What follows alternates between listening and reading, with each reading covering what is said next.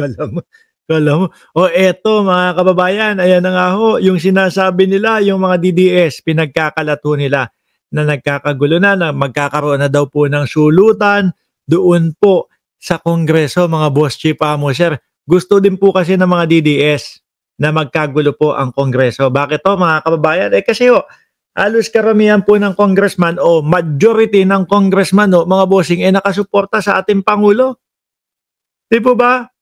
Oh, sabi ho dito mga boss chief amo, sir, nagsalita na ho si Ronnie Puno na susulutin kasi pinagkakalat ng mga DDS, susulutin daw po ni Ronnie Puno yung pagiging speaker ni Boji D. O eto na po ang sagot. Ronnie Puno, dehin susulutin si Boji D bilang speaker. Ano po, walang magiging sulutan ho at walang magiging rego doon mga kababayan. Nananatili umano ang suporta ni House Deputy Speaker at Antipolo City Representative Ronaldo Puno kay Speaker Faustino D. I continue to support Speaker Bogie. Alam niyo kung ano sinasabi ng mga DDS kay Speaker Bogie D, mga kababayan? Bata daw po ni Romualdez. No? Kaya po nila ginugulo yan, kumbaga parang gusto nilang mawasak yan eh. Nung naalala nyo, siguro may mga ilang taon na yon o isang taon, yung gumagawa sila ng pagkukudeta dyan sa Kongreso, nais palitan o dapat papalitan no, si Martin Romualdez bilang House Speaker. Nakita ho yun, mga kababayan. Nabukayo ho yun, mga kababayan. Diba? Sabi ni Tamura, second channel mo ba ito, Boss Mark? Opo, second channel natin to. At kasama po natin po dito si Banat Boy, si Boss Nyolo, at si Takeru Miyamoto. Ayan, 4 po kami dito. Kung meron dadagdag na babae na mag-host din dito, kuhanin na din po natin. Ano po? Tuloy natin to. I continue to support Speaker Bogie D o Bogie, no? Sabi ni Puno sa gitna ng mga usap-usapan kaugnay ng posibleng pagpapalit ng liderato sa Kamara de Representante. Naku po. Yan ho, mga magkakasama na din ho yan eh. Kung tawagin nga po sila dyan, mga bossing, super majority. Bakit to? Kung maalala nyo kung gaano kadami yung mga congressman na bumoto para mailuklok po si Congressman Martin Romualdez doon po mismo sa pagiging speaker.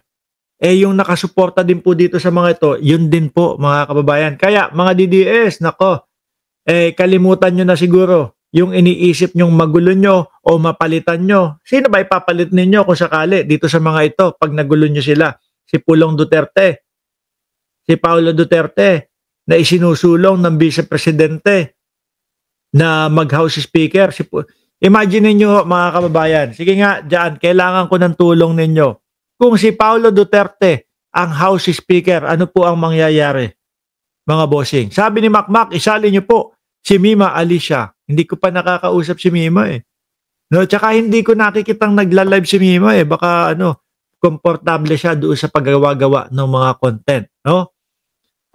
Ayon kay Puno, hindi totoo na papalitan nito si D, isang hakbang na titiyak umano na hindi mai-impeach si Pangulong Ferdinand Bongbong Marcos Jr. sa ginawa ng mga panawagan na siya ay bumaba sa pwesto at na pinainit ng flood control controversy. Si Puno, ang chairperson ng National Unity Party o NUP, na nagpahayag nga sila ng kanilang suporta para kay Pangulong Bongbong Marcos, ang ikalawang pinakamalaking partido sa Kamara na mayroong 42 na miyembro, sunod sa Lakas Christian Muslim Democratic o Lakas CMD, na nagpahayag din po ng suporta kay Pangulong Bongbong Marcos, mga bossing, ni dating Speaker, later Representative Martin Romualdez na may 109 na miyembro. Ngayon po, kung si Pulong ang maging House Speaker, sabi po ni Gloria Mayore, dadami ang bar na may bayarang babae.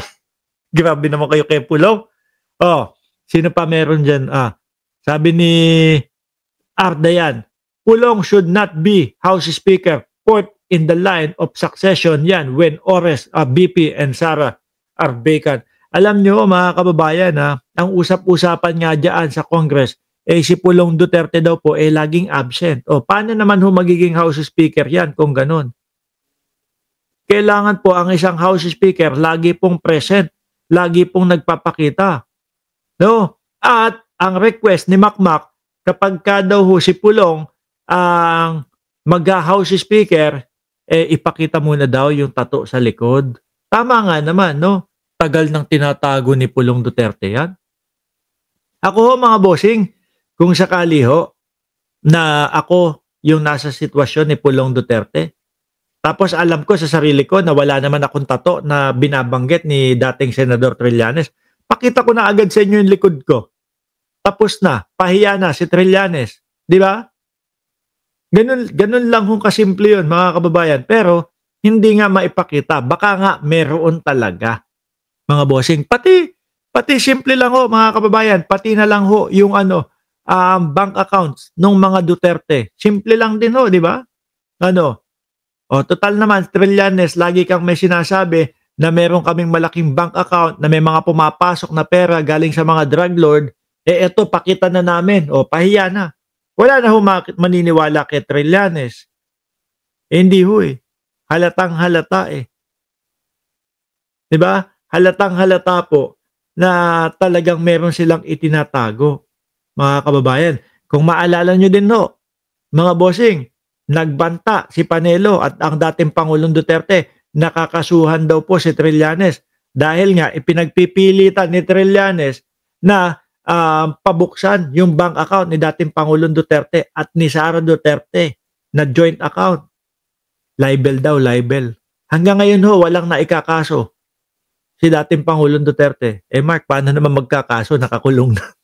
Hindi ho. Nung nakakalaya pa ho, mga kababayan, ang dating Pangulo, eh, pwede nilang kasuhan. Pero hindi nila kinasuhan. Bakit?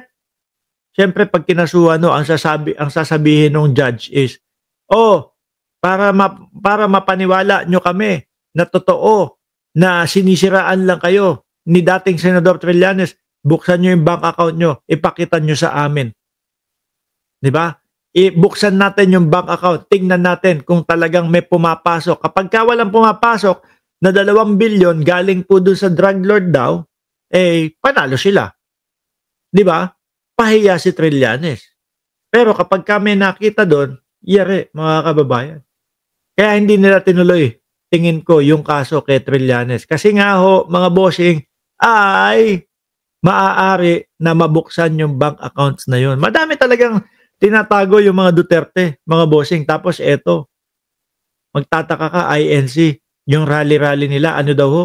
Para daw po, mga kababayan, para daw po saan? Sa transparency. Ngayon pa sila nag-transparency sa gobyerno ni Pangulong Bongbong Marcos. Samantalang ho, eto, ombudsman na nga lang po eh. Labas-labas na eh, di ba? Ombudsman na nga lang po. Yung dating ombudsman, no, mga kababayan, meron pang mga nalalaman na secret decision. Eto kay Ombudsman Remulla, lahat latag po. Kaya nga po, di ba, ngayon nakikita natin at bumabalandra po lahat ng mga salin ng mga politiko.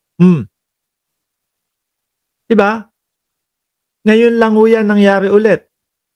Sa loob ng 6 na taon ng kay Duterte, hindi po, mga kababayan.